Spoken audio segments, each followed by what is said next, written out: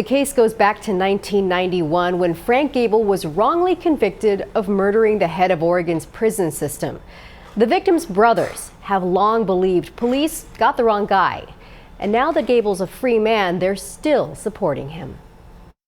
In 1989, Michael Franke was chief of Oregon's prison system.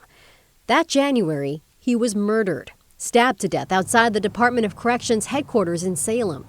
A year later, police arrested a low-level drug dealer named Frank Gable for the crime.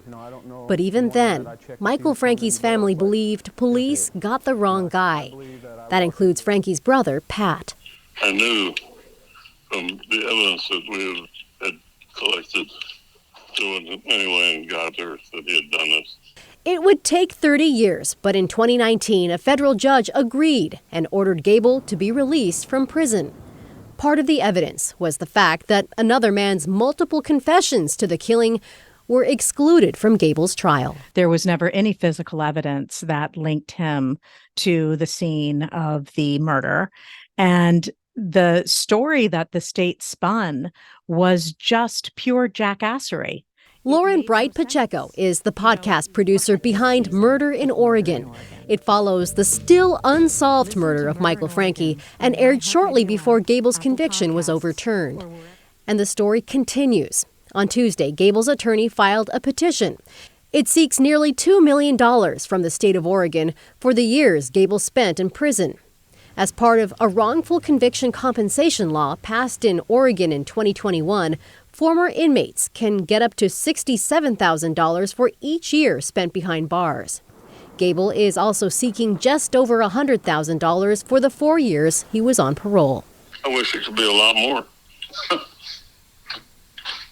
They took 30 years out of his life and subjected him to all kinds of hell. Pat says Gable can't work due to injuries and is a shell of what he was before prison 30 years ago. A GoFundMe is helping Gable raise money for him and his wife to live on. I hope Frank gets a lot of money and gets it quickly. From Lauren's perspective, Gable deserves much more than compensation. To her, this story doesn't end with money. It ends with justice. His murder was never properly investigated. People in positions of power knowingly put an innocent man in prison for 3 decades, and the state of Oregon is still punching air. Frank Gable lives in Kansas with his wife now and is doing his best to move on, but he's shared with Pat that he suffers from PTSD and other health issues after everything he went through. David. Catherine Cook in the newsroom tonight. Thank you, Catherine.